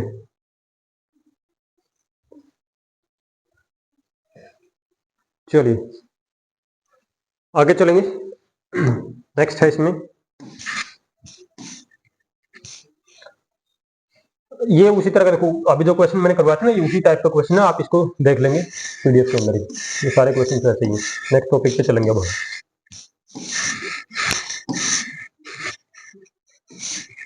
एडवांटेज डिसएडवांटेज बता रखे आपको, है ना, सीरीज में और पैरेलल में क्या होंगे ना, तो ये भी आप इसको पढ़ेंगे आप, ठीक है।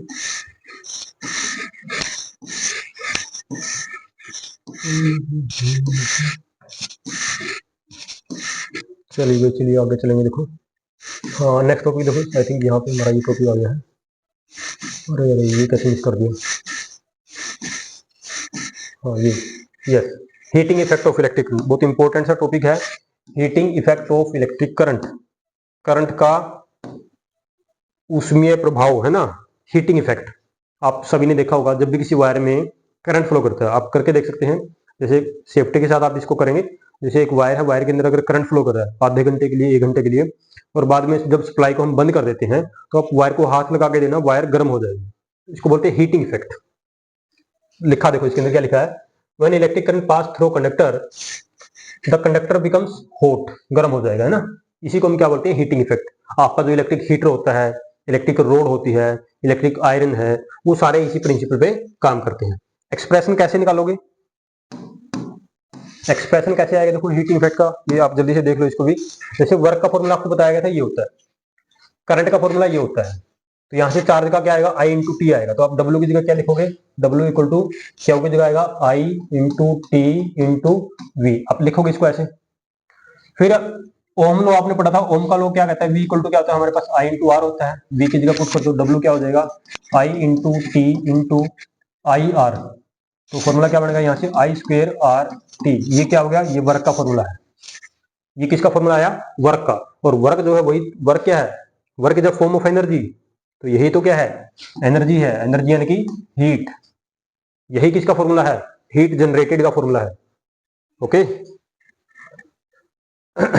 चलिए, इसका दूसरा नाम क्या है, इसका दूसरा नाम है ये जूल्स हीटिंग लॉ।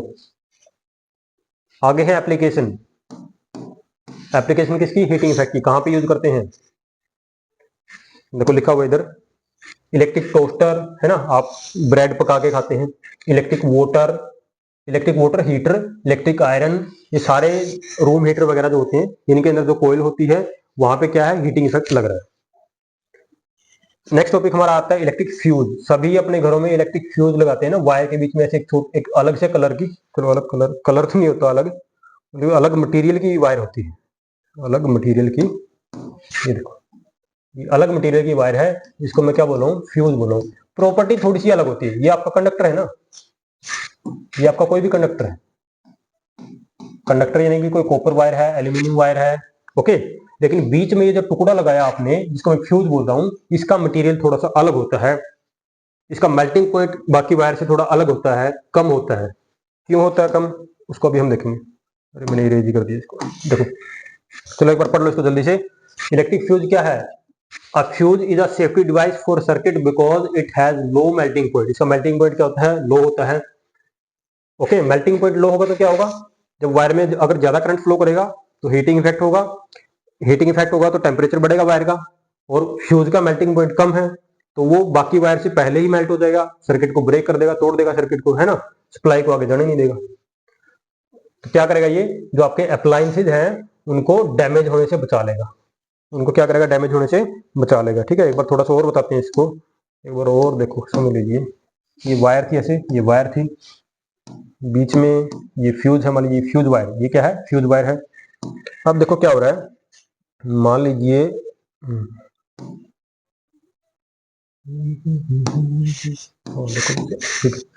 देखो मान लीजिए सर्किट में ऐसे करंट फ्लो कर रहा है, आई करंट फ्लो कर रहा है सर्किट में, कितना, आई करंट, आई करंट चल रहा है, कोई दिक्कत नहीं है, इस वायर में चल रहा है, इस वायर में जाएगा, ऐसे आगे चलता रहेगा, कोई दिक्कत इससे नहीं आएगी। ये करंट जो आपने फ्यूज वायर ली उसमें से भी जा रहा है, कोई दिक्कत नहीं।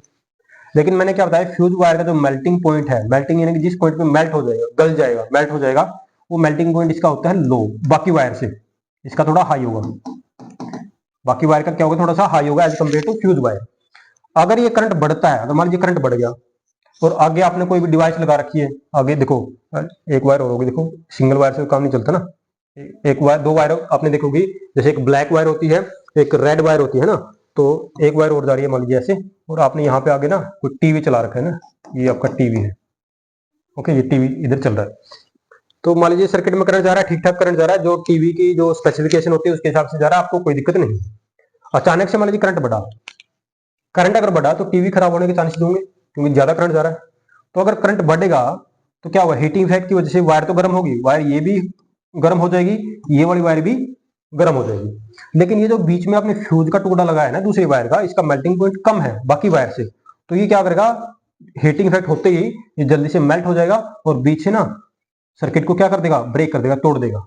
सर्किट ब्रेक हुआ, आगे सप्लाई बंद हो गई, आपका टीवी खराब होने से क्या हो जाएगा, बच जाएगा, सेफ हो जाएगा। ठीक है ना, तो ऐसे ये काम करता है। आई होप कि आपको ये क्लियर हो गया होगा, है ना। चलेंगे आगे। नेक्स्ट हमारा जो टॉपिक है वो है आपका इलेक्ट्रिक पावर।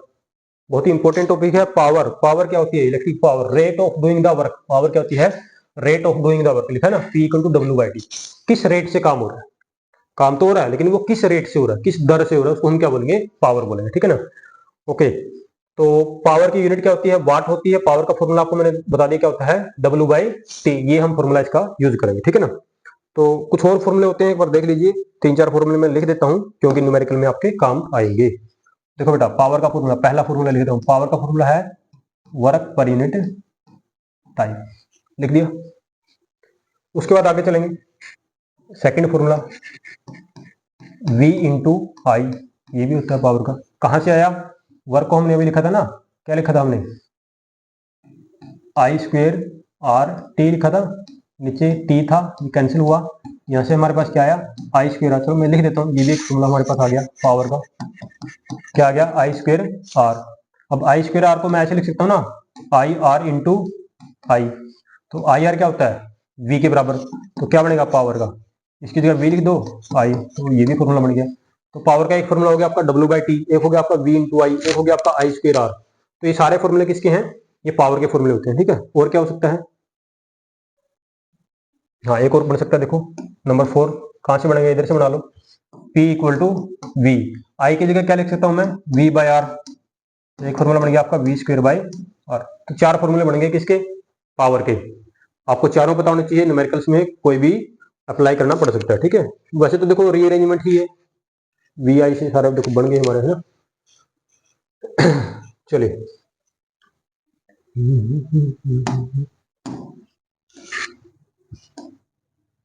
पावर की यूनिट वाट होती है, अच्छा ये देख लो एक बार, पावर की यूनिट क्या होती है? वाट होती है। बड़ी यूनिट कई बार हम यूज करते हैं जैसे किलोवाट, मेगावाट, गीगावाट, तो ये भी थोड़ा आपको पता होना चाहिए। किलो यानी कि 1000 वाट, 10 की पावर 3 वाट, मेगा यानी कि 10 की पावर 6 वाट, और गीगा यानी कि 10 की पावर 9 वाट, ठीक है। पावर कैसी क्वांटिटी? ये भी एक स्केलर क्वांटिटी, ठीक है। चलो देखो इलेक्ट्रिसिटी के अंदर तो सारी क्वांटिटी आपकी स्केलर ही मिलेगी आपको ऑलमोस्ट, ठीक है। वहां पे वेक्टर वगैरह कुछ नहीं होता, सारी की सारी स्केलर क्वांटिटी। नेक्स्ट हमारा एनर्जी, नेक्स्ट हमारा एनर्जी। अब एनर्जी को आप यहां से देखिए, पावर का फॉर्मूला क्या है था आपने? Work by time. मैंने आपको बताया था वर्क क्या है? वर्क तो एक एनर्जी की फॉर्म होती है, तो वर्क का फॉर्मूला क्या है? Power into time. तो यही एनर्जी है, पावर इंटू टाइम, यही इसको हम क्या बोलते हैं? एनर्जी बोलते हैं। किसका फॉर्मूला है? एनर्जी का फॉर्मूला है। बहुत ही इंपॉर्टेंट चीज देखो यहाँ पे लिखी हुई है, ध्यान से देख लो एक बार। इलेक्ट्रिसिटी बिल आप पे करते होंगे, तो बिल के ऊपर लिखा होता है ना, ऐसे लिखा होता है KWH। और जब मैं बच्चों से पूछता हूँ कि भाई किसकी यूनिट है ये, तो वो देखते हैं किलोवाट आ गया, वाट, सीधा ही बोलेंगे कि सर ये पावर की यूनिट है। बट आपको ध्यान देना, ये किलोवाट तो ठीक है, किलोवाट किसकी यूनिट है? पावर की। और ये जो साइड में आवर है, ये तो टाइम की यूनिट है ना, तो पावर गुना टाइम क्या बनता है? एनर्जी। तो किलोवाट आवर किसकी यूनिट होती है? एनर्जी की होती है, पावर की नहीं होती, ये एनर्जी की यूनिट होती है। तो इलेक्ट्रिसिटी बिल जो आपका आता है ना, वो किलोवाट आवर में आता है। वो आपको ये बताता है कि एक महीने में आपने कितनी एनर्जी खाई है, कितनी एनर्जी का आपने कंजम्पशन किया है, किलोवाट आवर। और 1 किलोवाट आवर इतने जूल के बराबर होता है। ये कैसे निकालोगे? देखो किलो की जगह 1000 पुट करना, वाट है और ये आवर है, वाट आवर। वाट आवर में कैसे बदलोगे? देखो एनर्जी E इक्वल टू, इधर देख लो, 1 वाट आवर। तो बेटा 1 वाट ठीक है, कोई दिक्कत नहीं है। आवर को सेकंड में बदलो, कितना होगा? 1 घंटे में कितने सेकंड होती है? ठीक है ना, 3600। कितनी होती है? 3600 सेकंड होती है। और किलो के लिए क्या आएगा? 1000 आ जाएगा। क्या आ जाएगा? 1000 आ जाएगा। तो इसलिए इसने लिखा, डेसिमल को थोड़ा यहाँ पे लगा दिया, 3.6 10 की पावर 6। अगर डेसिमल यहाँ पे लगाओगे ना इधर, तो ये 3.6 10 की पावर 6 आ जाएगा, और ये आएगा आपका जूल। ओके, आगे चलेंगे। नेक्स्ट है, अच्छा देखो एनसीईआरटी क्वेश्चन अभी हम करेंगे, 1-2 क्वेश्चन अभी इसमें डाल रखा होगा, बाकी नेक्स्ट स्लाइड पे हम देखेंगे। देख लो एक बार, ये क्वेश्चन, इलेक्ट्रिक बल्ब है, उसको 220 वोल्ट जनरेटर से जोड़ दिया है, पूछा क्या है? करंट इतना है, बल्ब की पावर पूछी है, तो फॉर्मूला लगाओगे सिंपल सा, P equal to V into I है। पावर पूछी तो बस V और I की गुणा ही करनी है आपने, V I मल्टीप्लाई करो, आंसर आ गया। तो जो बल्ब आपके पास है 110 वाट का बल्ब है, ठीक है। नेक्स्ट है, देखो ये भी है ना सोल्व क्वेश्चन है, तो ये क्या लिखा है इसमें? देखो रेफ्रिजरेटर है, पावर लिखी हुई है उसकी, कितनी पावर है? 400 वाट है। कितनी देर ऑपरेट करता है? 8 घंटे चलता है एक दिन में। What is the cost of energy to operate for 30 दिन की आपने बतानी है कॉस्ट। और रेट क्या है? एनर्जी का रेट क्या है? बिल 3 रुपए पर किलोवाट आवर, यानी कि 1 यूनिट का खर्चा 3 रुपए है। तो आपने 1 महीने का खर्चा बताना है, तो देखो इसके लिए क्या करोगे आप, कैसे फाइंड करोगे 1 महीने का खर्चा कैसे बताना है? देखिए, तो आप क्या फाइंड करोगे? सबसे पहले तो आपने फाइंड करना कि 1 महीने में टोटल एनर्जी कितनी कंज्यूम करी। तो टोटल एनर्जी कंज्यूम करने का फॉर्मूला क्या बता रखा है आपको? एनर्जी का फॉर्मूला क्या होता है? पावर इंटू टाइम, पावर कितनी है उसकी 400, एक दिन में कितने घंटे चलता है 8 घंटे, और टोटल कितने दिन का 30 दिन का। ओके, तो यूनिट क्या लिखोगे इसके आगे, watt hour, watt hour, kilowatt hour में भी लिख सकते हो। तो यानी कि देखो मल्टीप्लाई कर लो ना, इसको कर रखा हुआ यहाँ पे डायरेक्ट देख लो एक बार, 408 30 गुणा करके कितना आएगा 96,000 वाट आवर। बेटा इसको मैं लिख दूंगा 96 और 3 जीरो है ना, तो 3 जीरो के लिए kilowatt hour, kilowatt hour ये एक यूनिट होती है, एक किलो वाट आवर मतलब एक यूनिट। इसने बता रखा है एक किलो वाट आवर का खर्चा 3 रुपए, तो इतने का कितना होगा, तो 96 गुणा 3 कर दो, 96 मल्टीप्लाई 3, 96 मल्टीप्लाई 3 आंसर आएगा कितना 288, कितना आ जाएगा, हाँ 288। ठीक है, ये इतने रुपए ये खर्चा आ रहा आपका। तो ये था कॉन्सेप्ट वाले टॉपिक का एंड, अभी एंड नहीं हुआ है क्योंकि अभी न्यूमेरिकल हम करेंगे एक्सरसाइज के। तो ऑल द बेस्ट, अभी नहीं बोल रहा था मेरे को ऑल द बेस्ट, ठीक है बाद में बोलूंगा, ठीक है। तो चलते हैं अब नेक्स्ट हमारा जो है न्यूमेरिकल हमने डिस्कस करने हैं, कहाँ से मैं स्लाइड्स निकाल लेता हूँ एक बार, ये वाला देखिए,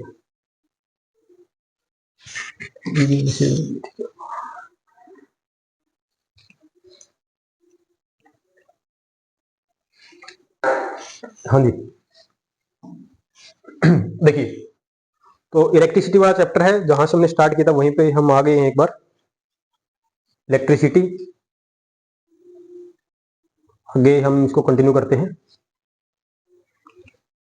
तो इसके अंदर हमने देखो क्या पढ़ना है, अब कॉन्सेप्ट वाला पार्ट हमारा हो गया, जैसा मैंने बोला था आपको। ओके, कॉन्सेप्ट वाला पार्ट हमारा हो गया है। अभी हम आते हैं कहाँ पे, एक्सरसाइज पे शुरू करेंगे। देखिए अच्छा यहाँ पे एक बार, आई होप कि ये विजिबल होगा आपको, ये एनसीईआरटी की एक्सरसाइज है, जो आपको इलेक्ट्रिसिटी वाले चैप्टर के एंड में देखो एक एक्सरसाइज मिलती है, सभी चैप्टर्स के एंड में अनसोल्ड एक्सरसाइज होती है। वो क्वेश्चन बहुत इंपॉर्टेंट होते हैं क्योंकि सीबीएसई में वहां से बहुत बार क्वेश्चन आते हैं और इस बार भी आए, तो वही क्वेश्चन मैं आपको करवा रहा हूँ। थोड़ा सा मैं इसको एक बार जूम कर लेता हूँ, देखिए आई होप कि आपको ये विजिबल होगा, ठीक है ना। चलिए सबसे पहला क्वेश्चन है, सबसे पहला क्वेश्चन देख लेते हैं क्या है। सबसे पहले क्वेश्चन में इसने पूछा है, अ पीस ऑफ वायर, एक वायर है जिसका रेजिस्टेंस कितना है आर है, उसको 5 टुकड़ों में काट दिया गया है। These parts are then connected in parallel, फिर इनको पैरेलल में जोड़ दिया, तो नया रेजिस्टेंस कितना होगा, नहीं सॉरी नया नहीं पूछा, इसने पूछा आर बाय आर डैश कितना होगा। देखो एक वायर है, इसका रेजिस्टेंस कितना है आर है, फिर कह रहा है इसके 5 टुकड़े किए इसने, 1 2 3 4 और ये 5, इन पांचों टुकड़ों को इसने क्या किया पैरेलल में जोड़ा। जैसे 5 टुकड़े ना, तो एक टुकड़े का कुछ रेजिस्टेंस क्या होगा, चलो मैं इसको ऐसे बना देता हूँ, ठीक है। ये एक टुकड़ा है, ये दूसरा है, ये तीसरा है, ये चौथा टुकड़ा है और ये 5वां टुकड़ा है, ठीक है। पूरी वायर का रेजिस्टेंस आर है, ध्यान रखना।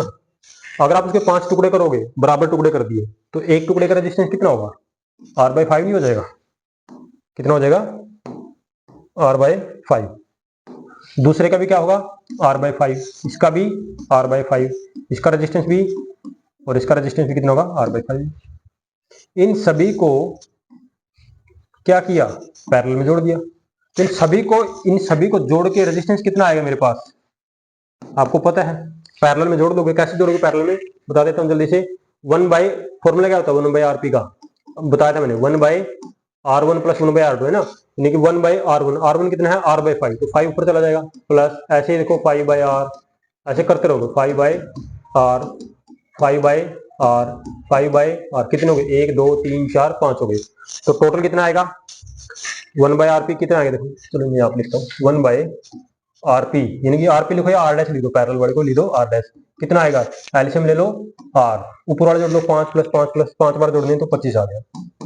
यहाँ से आर डैश कितना आएगा क्रॉस मल्टीप्लाई करके आर बाई 25 आ गया।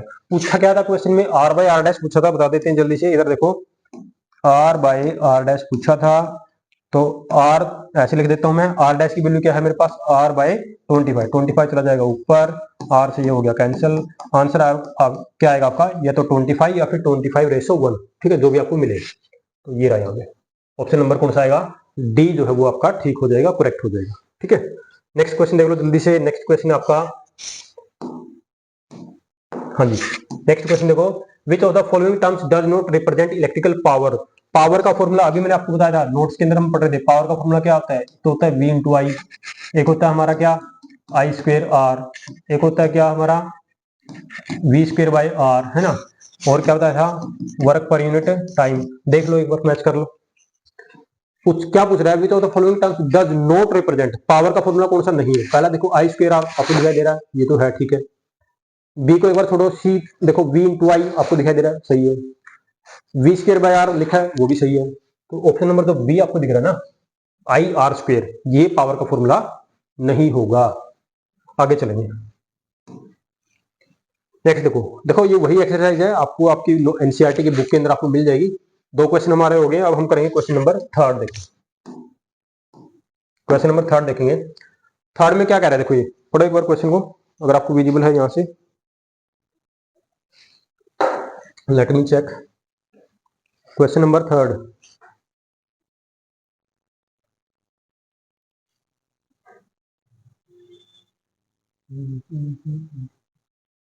चलिए क्वेश्चन नंबर थर्ड देखेंगे, ठीक है।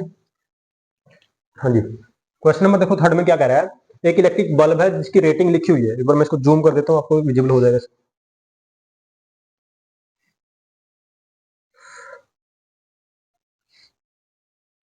ठीक है ना, क्वेश्चन नंबर थर्ड देखिए, ये वाला question, an electric bulb is rated. Electric bulb के ऊपर लिखा हुआ है 220 वोल्ट और 100 वाट। आप देखो, आप मार्केट से कोई बल्ब लेके आओगे ना, उसके ऊपर आपको ऐसा लिखा मिलता है 220 वोल्ट 100 वाट, 100 वाट का बल्ब है। फिर कह रहा है व्हेन इट इज ऑपरेट, अगर इसको 110 वोल्ट पे ऑपरेट करवाया जाएगा तो कितनी पावर कंज्यूम करेगा। पावर कंज्यूम विल बी, कितनी पावर कंज्यूम करेगा। देखो ध्यान से देखना आपने, पावर का फॉर्मूला क्या होता है, V इंटू आई, और क्या फॉर्मूला होता है, V square by R. Okay, तो पहले वाले फॉर्मूले से मैं रेजिस्टेंस निकाल लेता हूँ, बल्ब का रेजिस्टेंस कितना है। तो आर का फॉर्मूला क्या आएगा, यहाँ से V square by P. V कितना है 220, तो 220 को 2 बार गुणा करोगे, 220 गुणा 220, पावर कितनी है बल्ब की, 100 वाट का बल्ब है, 0 0 ये कैंसिल हो गई, 22 का स्क्वायर करोगे कितना आएगा 484 ओम। बल्ब का रेजिस्टेंस मैंने फाइंड कर लिया। फिर कह रहा है पावर बताओ जब इसको 110 वोल्ट पे ऑपरेट करेंगे, तो पावर का फॉर्मूला सेम लगाओगे ना, V square by R. V कितना इस बार 110, तो 110 को 2 बार लिख दो, रेजिस्टेंस नीचे आ गया 484, तो 11 पे डिवाइड करना है इसको, कितने पे जाएगा 4 4